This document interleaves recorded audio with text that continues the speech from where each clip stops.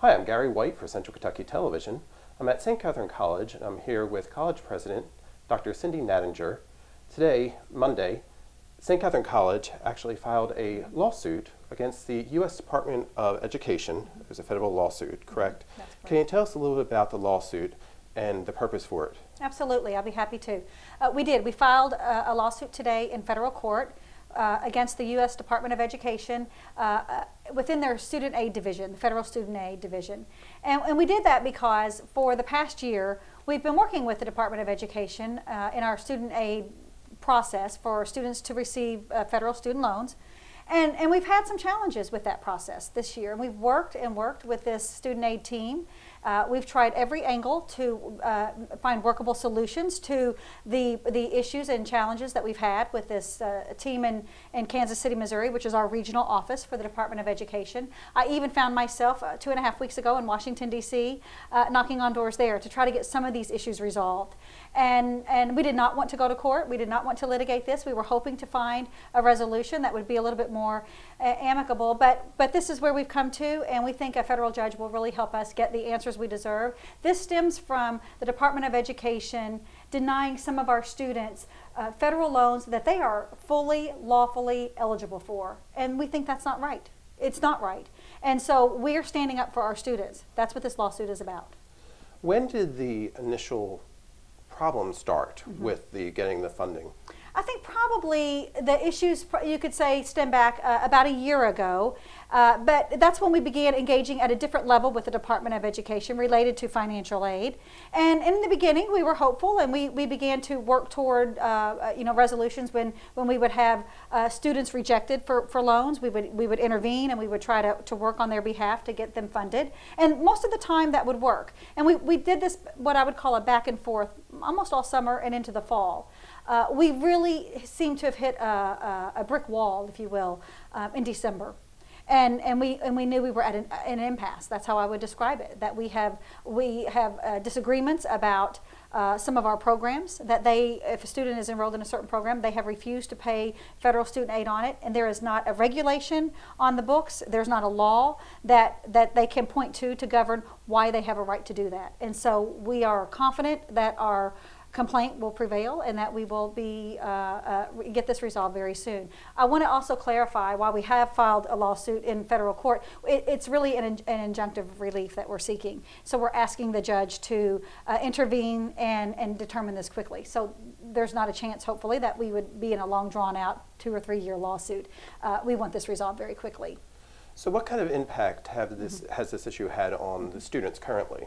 Well, we've done our best to minimize the impact on students. So when students were denied aid in certain programs, we used an alternative loan program that we had here on campus in order to supplement that until we worked out the issues with the Department of Education. We just don't seem to be getting very far along in working those issues out. And again, I can't stress enough, there's not a regulation or a law that gives them any authority to deny aid on those programs for our students. It's just not lawful. So your hope from this day then is for it to be resolved in a timely fashion, correct? Absolutely, absolutely. And we think that we should have an answer at least maybe within the next 3 or 4 weeks. Okay. For students who are looking to come to St. Catharine's, is this a concern for them, or should they be paying attention to this lawsuit to see what happens? How could it impact potential future students for St. Catharine? We've had great interest in St. Catharine. I think all of the changes that we've had this year have been heard about. We've had changes in how we've advertised and changes on campus with our student life. And I think the word's getting out that there are great things happening at St. Catharine. It's interesting that you bring up enrollment, Gary, because if you take a look at our applications and students who've been admitted for next fall, they're up 43% this year as from last year at this time. It's fantastic, and we're so excited about that. This coming Saturday, we have a preview day scheduled. We have over 177 people signed up for that. That's students and their families coming to check out St. Catharine, and so we can't wait for that.